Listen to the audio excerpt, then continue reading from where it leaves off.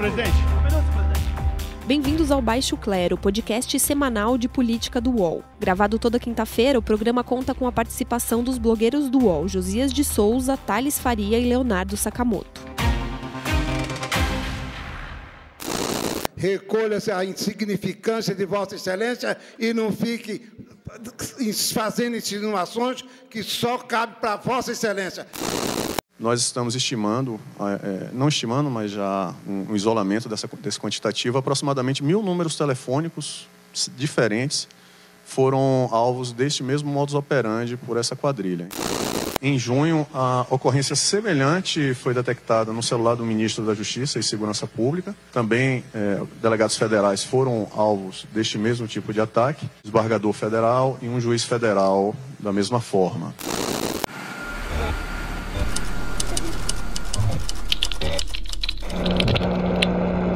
Olá, amigos e amigas, cá estamos novamente, nós do podcast Baixo Clero do UOL. Eu, Josias de Souza, falando de Brasília. Meu amigo Thales Faria, também de Brasília. Como é que vai, Thales? Tudo bem? Tudo tranquilo para vocês? Tudo bom. O Leonardo Sakamoto, falando de São Paulo. Você tá bom, Léo? Ô, Josias, tudo bem? Tô bem. Thales, pessoal? Então vamos lá. Hoje nós vamos falar sobre um tema que está aí na ordem do dia. A Polícia Federal prendeu 4 pessoas que, segundo a polícia, estão vinculadas àquele ataque feito a celulares de autoridades. Sérgio Moro, procuradores, e não apenas as autoridades. Segundo a polícia, mais de 1.000 pessoas tiveram os seus celulares acessados. Até o presidente da República, ministro da Economia, quer dizer, isso mostra que todo brasileiro que utiliza celular está em situação vulnerável, é preciso tomar cuidado com o que faz com o seu celular. Em segundo lugar, a polícia está vinculando essas pessoas ao acesso a informações sigilosas, algumas delas divulgadas, e o ministro Sérgio Moro, da Justiça, teve ali uma primeira reação que me pareceu um tanto precipitada, uma vez que a investigação está apenas no começo.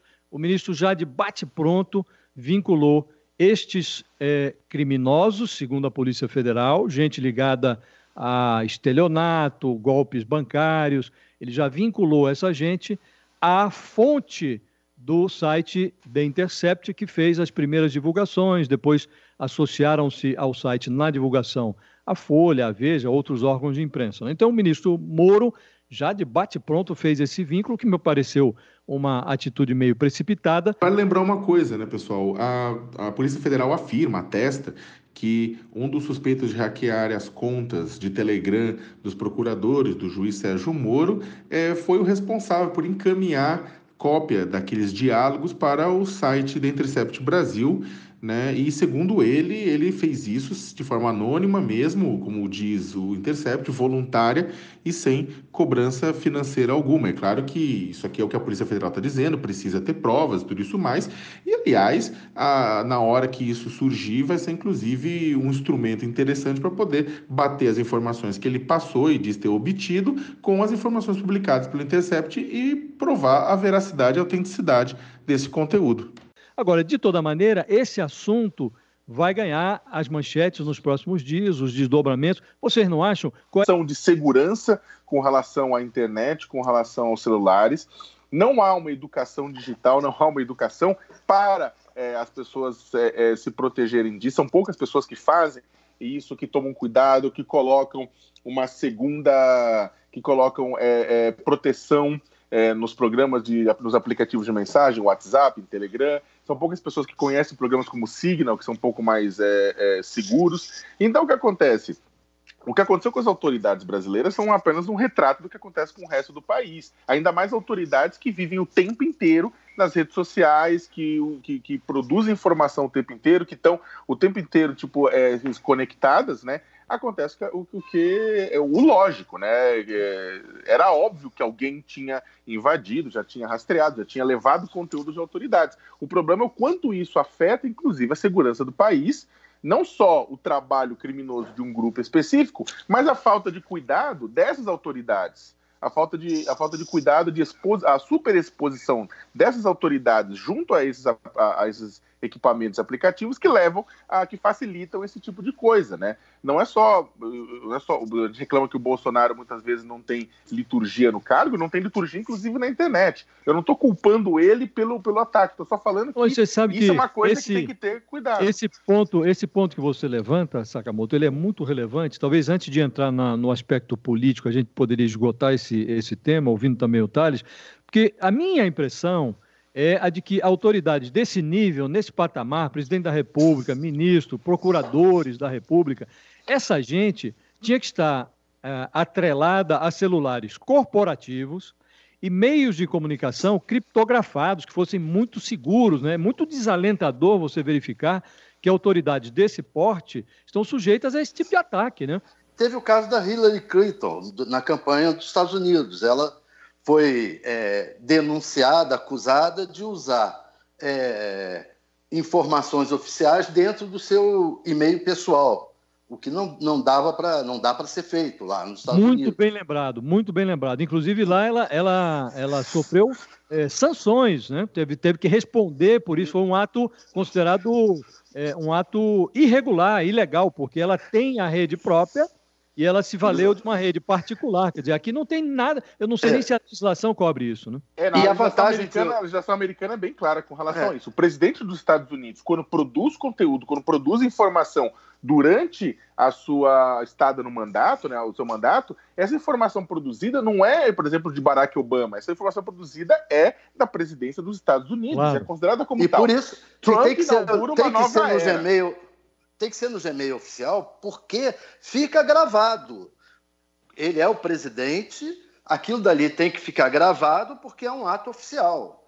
Então, o Trump inaugurou uma nova era nisso. Né? O Trump inaugurou e o Bolsonaro foi junto. Inclusive. Não, mas tudo bem, o Trump está fazendo na conta pessoal dele lá os comentários. Agora, o que ocorre? E é isso que eu acho que esse caso aponta para o futuro. Você tem que... A autoridade... ela, quando trata coisas no seu e-mail particular, no seu celular particular, ela tem que saber que ela está sendo vigiada e tudo o que ela diz ali pode ser hackeado e ela tem que ser transparente. Ela não pode cometer, ela é uma autoridade e não pode ficar cometendo atos ilícitos nem no seu telefone particular, porque pode ser hackeada. E o telefone oficial tem que ser não só criptografado, como registrado. O que ele está fazendo ali é oficial. Ele falou, algum dia deve ser liberado, daqui a alguns anos. Exato. Aquele conteúdo tem que se tornar público.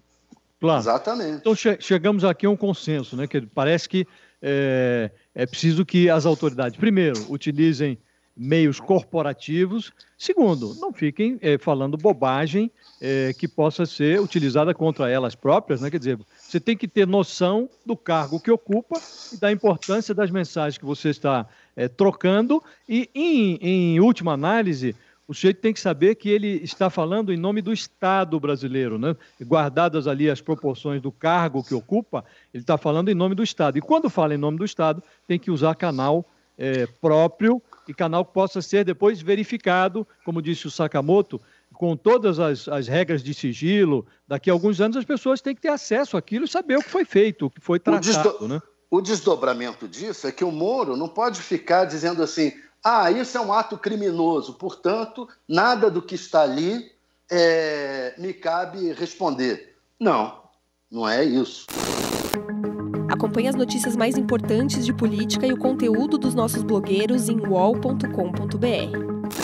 Nós entramos na segunda parte, que eu pediria ao Thales que desdobrasse, que é a parte política, né? O Moro, aparentemente, ele está encostado contra a parede e está na ânsia de arrumar uma explicação. Agora, ele sabe, como juiz, como um ex-magistrado experiente que ele sabe que uma investigação, quando está no início, não pode levar a conclusões peremptórias, né? Você tem que esperar a evolução da investigação. E aí vai na linha do que você estava dizendo, né, Thales? É preciso ter cuidado com a primeira análise que faz, né? Mas não é só a conclusão se... será que o The Intercept usou esses dados ou não usou esses dados?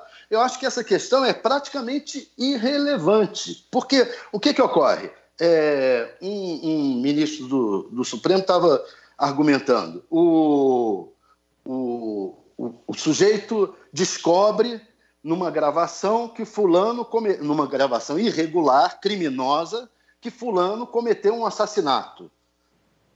Vai ficar esse assassinato impune? Não vai. Vamos mais... nós que somos jornalistas, Josias, eu não sei, e Sakamoto, não sei se vocês viveram situações assim. Vem uma fonte e lhe oferece um material provando que uma autoridade cometeu um crime. Essa fonte não te diz de onde obteve esse material, por mais que você cheque, você não consegue saber de onde obteve, mas está ali um crime. Você vai deixar de noticiar? Isso é absolutamente comum. Eu queria mencionar 2 casos aqui. Um deles é o caso da privatização da Telebrás, do sistema Telebrás. Naquela ocasião, apareceu lá uma gravação também, que foi deixada debaixo de um viaduto. A versão oficial é de que a gravação tinha sido feita por alguém do governo, deixou embaixo de um viaduto e depois vazou.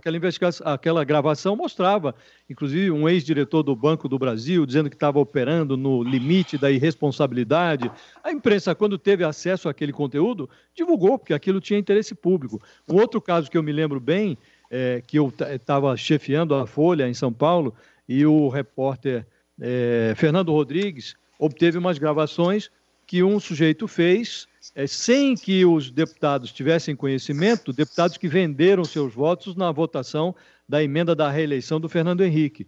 Nós tínhamos ali, estavam diante de o sujeito gravou, o outro não sabia e tal, aquela gravação é regular, não é regular, nós não tivemos dúvida, que mostrava que um parlamentar, ou alguns parlamentares, venderam o seu voto. Aquilo tinha um interesse público latente, evidente. Então, a gente divulgou. A mesma coisa aqui. Você tem a origem tudo indica, a origem da invasão dos celulares, a forma como foram obtidas as mensagens, aparentemente é uma forma criminosa, mas isso não invalida o conteúdo da mensagem. Quer dizer, alguém que teve acesso àquele conteúdo vai deixar de divulgar porque a origem foi criminosa? Não. Havendo interesse público, cabe ao jornalista avaliar que tipo de como divulgar da forma mais responsável, mas a sociedade brasileira tem o dever, tem o direito de ter acesso àquilo para saber como se passaram as coisas, né? Tem que ser bem dividido, Thales e Josias, eu concordo com vocês. Uma coisa é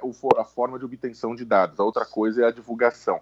A divulgação não é apenas um direito que a sociedade tem de obter informação e um direito do jornalista de expor essa informação, é quase um dever. Se você tem um pacote desses de dados em mãos, seja mostrando que atores públicos e atores privados, ou atores privados causaram dano à sociedade, causaram mal à sociedade, que há um pacote de interesse público real e você se nega a divulgar, você também está provocando, você também está cometendo uma infração. O grande problema disso tudo é que nas últimas semanas, eu não estou nem entrando no mérito do hackeamento agora de Araraquara, mas nas últimas semanas houve uma tentativa de criminalizar toda a ação do Intercept, todo o conteúdo que está sendo divulgado, ao invés de se ater às mensagens. Né? O governo Bolsonaro, a estratégia do governo Bolsonaro, aquela estratégia quântica, né? Olha, a gente acha que aquilo lá está errado, mas se tiver certo, está tudo bem aquilo, não tem problema nenhum. Houve uma tentativa de desqualificação dos envolvidos, dos jornalistas envolvidos na divulgação disso, ao invés de se tratar o conteúdo. O meu medo só agora é o quê? Que essa descoberta dessa organização criminosa, desse grupo, ou dessas pessoas, não sabe se ainda é uma quadrilha ou não, envolvido, acabe sendo utilizado de cortina de fumaça por conta do conteúdo divulgado pelo Intercept. E aí o ministro Moro, até respondendo o que o Josias e o Thales provocaram, ele esqueceu totalmente os preceitos da magistratura e age como um político, tentando carimbar essa informação do jeito que interessa melhor. E mais do que isso, o outro perigo é a Joyce, a líder do governo no Congresso, chegou a tuitar aí, meio enigmaticamente, tic-tac, sua hora está chegando, dando a entender que vem coisa aí contra o Glenn Greenwald. Tá? O risco é que... Só para esclarecer, Thales, só para fazer um parênteses, o Glenn é o editor-chefe do site The Intercept, né? Só para nós nos Exatamente, exatamente. Então o risco aí é que daqui a pouco queiram prender o Glenn, entendeu? Acompanhe as notícias mais importantes de política e o conteúdo dos nossos blogueiros em uol.com.br. Agora a questão é saber, essas mensagens, elas são em si suficientes para anular sentenças, para invalidar o trabalho da Lava Jato? Aí eu tenho uma posição a esse respeito.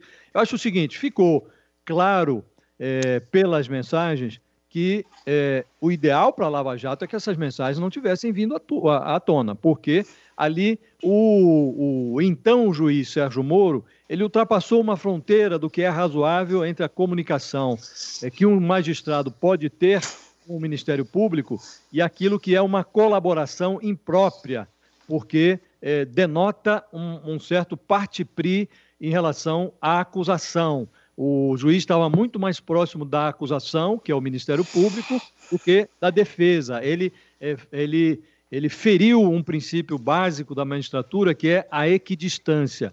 Ponto. Isso aconteceu. Muito bem. Agora, não surgiu na investigação nada que se parecesse com uma fabricação de prova, alguém que disse, olha, vamos ajeitar isso para que aquilo resulte em algo que possa nos ser mais favorável e tal. Então, a minha impressão é de que o Supremo terá que tomar muito cuidado ao analisar esse tema, porque assim como é verdadeiro o fato de que a origem ilegal de uma eventual prova não pode ser utilizada, a origem ilegal, como elemento para não utilizar aquela prova em benefício de alguém que tenha sido eventualmente prejudicado numa sentença, assim também é verdade que a prova em si, ou o fato em si de o juiz ter transgredido esta ou aquela norma, não serve para dizer que invalidou todas as provas. As provas continuam lá. Eu te confesso que tenho dúvidas, Josias, porque eu acho o seguinte,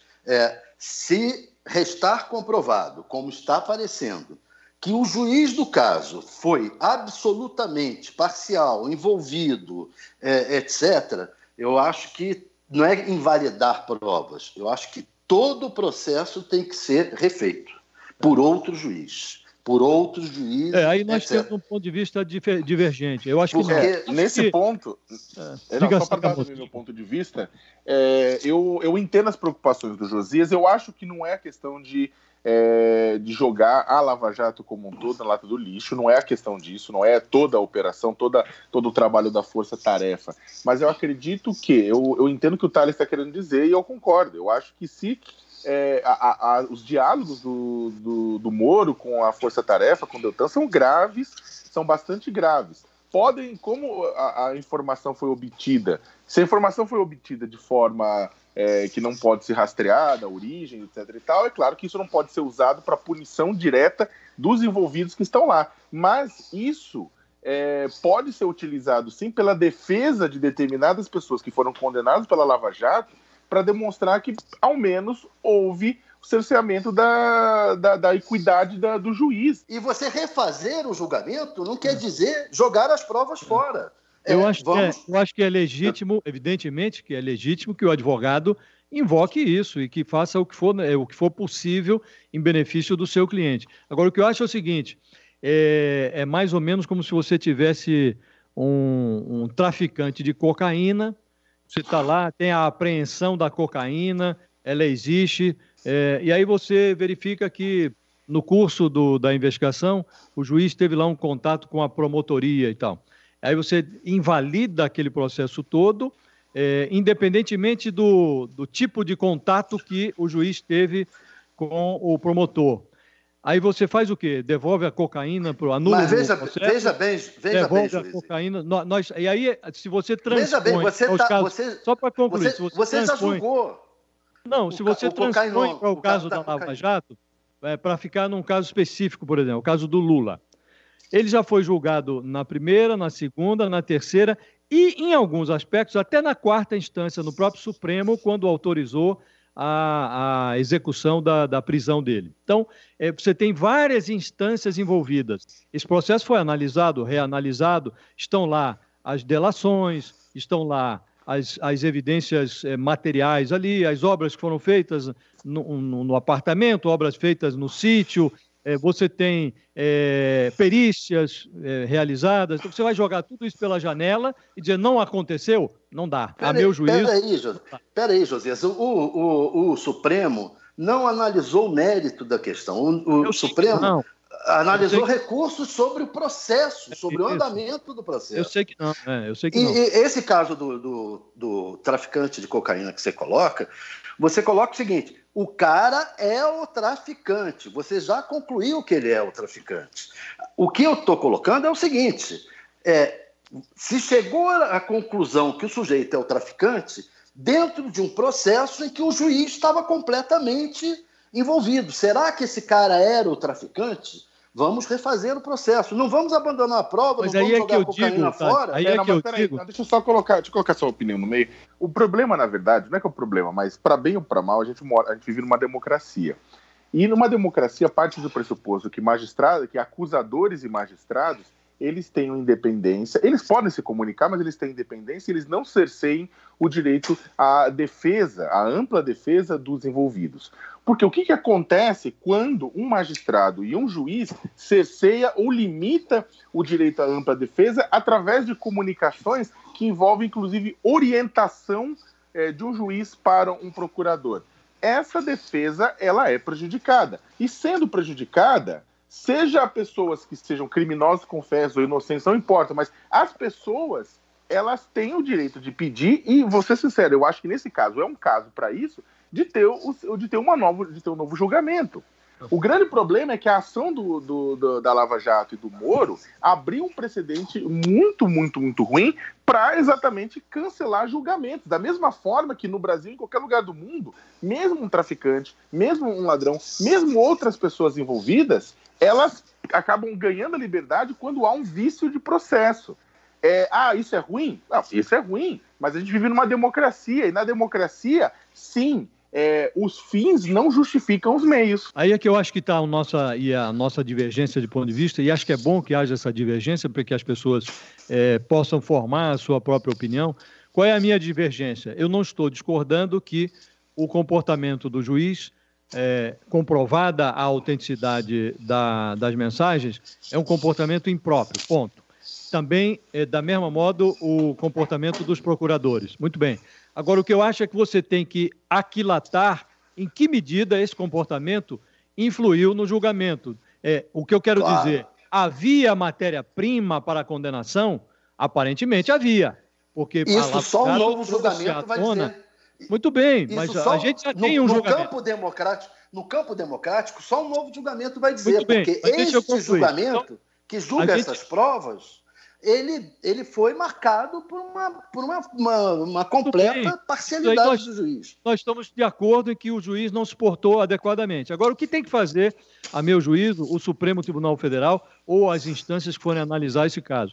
Você tem que ver em que medida a interferência do juiz foi capital para o resultado, ou se havia, naquele caso, matéria-prima para a condenação que independe da participação do juiz. Então, você pode, a meu ver, você pode chegar até a uma conclusão de que o comportamento do juiz foi impróprio, ele merece até algum tipo de sanção, o procurador também. Agora, isso não interferiu de forma decisiva no andamento do processo, porque havia ali uma quantidade tal de material para a condenação que a condenação se daria em qualquer circunstância. E aí eu levanto um outro aspecto, que é um aspecto muito deletério do nosso sistema judicial, é que nós temos um histórico de interferências indevidas no próprio Supremo Tribunal Federal. Eu me lembro aqui de um caso que estava sendo julgado lá, a chapa Dilma Temer, no Supremo, e o presidente do TSE, então, que era o ministro Gilmar Mendes, jantava, almoçava, se reunia com o presidente da República, que era o Michel Temer, na ocasião, que era um réu no processo. Depois abriram-se investigações e houve denúncias contra o Temer, E o Gilmar Mendes continuou jantando, almoçando, sendo ele ministro do Supremo. Exatamente, do mesmo modo... um absurdo. Mas o erro de um não justifica o erro do outro. Né? Acompanhe as notícias mais importantes de política e o conteúdo dos nossos blogueiros em uol.com.br. A democracia, ela tem problemas, ela causa problemas. Agora, o que torna ela forte é a capacidade de ela ter como pedra fundamental a defesa do sujeito. A defesa ser limpa. Só para encerrar o capítulo dos vícios deletérios ali, você tem ministros no Supremo que têm vínculos notórios com personagens que estão sob julgamento e que julgam a si mesmo, e que julgam... Absurdo! Absurdo! Eu só acho que é o seguinte, o grande problema voltando à questão da democracia, o grande ponto é que é o seguinte, ela garante que se houver suspeição de um julgamento, se um julgamento, por mais quantidade de provas que ele tenha, por mais embasado que ele esteja, se você tiver suspeição com relação ao comportamento dos magistrados e dos procuradores, não é uma questão simplesmente das provas materiais, documentais, entrevistas, investigações, não. É o comportamento dos envolvidos, né? Numa democracia, um juiz que nem o Moro, que chegasse a esse ponto de relacionamento com os procuradores na construção do caso, se aquilo fosse descoberto durante o caso, ele teria que se declarar suspeito ou teria que ser retirado do caso, sabe? Para quê? Exatamente para que todo um trabalho não seja colocado abaixo. Isso vale para o Moro, mas vale para um monte de outras coisas também. A gente está reclamando disso, só que por muito menos, julgamentos de pessoas de policiais, de agentes públicos que são envolvidos na morte de pessoas pobres da periferia do Brasil, eles são anulados. Por muito menos. Mas o juiz falou tal coisa, o juiz comentou tal coisa, por muito menos é anulado. Mas por conta do envolvimento dos atores, um ministro da Justiça, um ex-presidente da República, tudo isso mais, há uma discussão com cuidado que no dia a dia é diferente. É isso. E vive la différence. Minha impressão é de que nós temos um ponto em comum, que é o fato de que todos concordamos que, confirmado o teor das mensagens, o comportamento do juiz e do procurador não foi um comportamento adequado.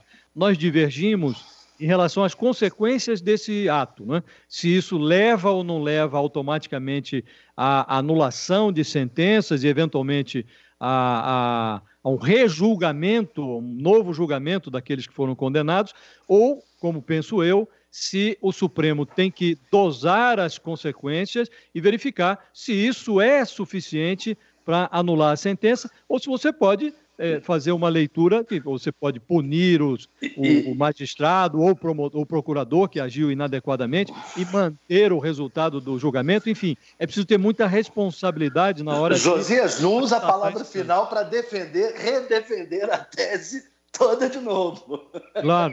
Então, E o terceiro caso é a questão do hackeamento. O fato de ter sido hackeado não exime o conteúdo, o juiz do conteúdo do que ele disse ali. Sem dúvida. Agora, outra dificuldade que nós vamos ter que discutir, nós vamos discutir ainda muito esse assunto, outra dificuldade é a realização de uma perícia em cima dessas mensagens, né? Vai ser possível, não vai ser possível, quer dizer, isso tudo, e acho que tem um grande pano de fundo aí, que vai dar pano para muita manga, que é a exploração política desse episódio, né? Nos próximos dias vão surgir muitas teorias e nós vamos voltar a esse assunto. E uma coisa que nós não exploramos, que é o seguinte, o Moro, ao falar do hackeamento, insistir no hackeamento, etc., o que ele está confirmando agora é o teor do que está lá dentro, que ele antes vinha dizendo que não existia. Se essas perícias que você falou determinarem que ali está real, eu não digo que ele confirme o teor, porque ele pode continuar dizendo, olha, eu não reconheço isso, não reconheço aquilo, pode vir com a tese de que foi manipulado o conteúdo ou não. Esse é o meu ponto. Aí como é que você vai auditar isto de forma a trazer uma conclusão peremptória, né? Olha, não houve nenhum tipo de adulteração e tal. Você precisaria ter acesso ao material original, né? Nós vamos precisar ver agora se a Polícia Federal teve ou não acesso, né? Boa. Meus caros, acho que esgotamos o tema naquilo que era possível esgotar. Agradeço muito a participação do Leonardo Sakamoto, o Thales Faria e, sobretudo, as pessoas que nos aturaram, que nos ouviram, e espero que tenham aproveitado a discussão. Agradeço a todos. Thales, um abraço até a semana que vem. Um grande abraço, Josias. Abraço, Sakamoto, até a semana que vem. Abraço, Josias. Abraço, Thales. Abraço, Sakamoto. Muito obrigado a todos que nos ouviram até aqui e até a próxima semana com mais um podcast Baixo Clero. Um abraço. Chega ao fim esse episódio do Baixo Clero. Lembrando que você também pode conferir as melhores análises sobre o cenário político atual nos blogs dos nossos comentaristas no portal UOL. O Baixo Clero tem pauta e edição de Maurício Duarte e Juliana Carpanês, edição de áudio de Amer Menegassi e coordenação de Diogo Pinheiro. Está encerrada a sessão!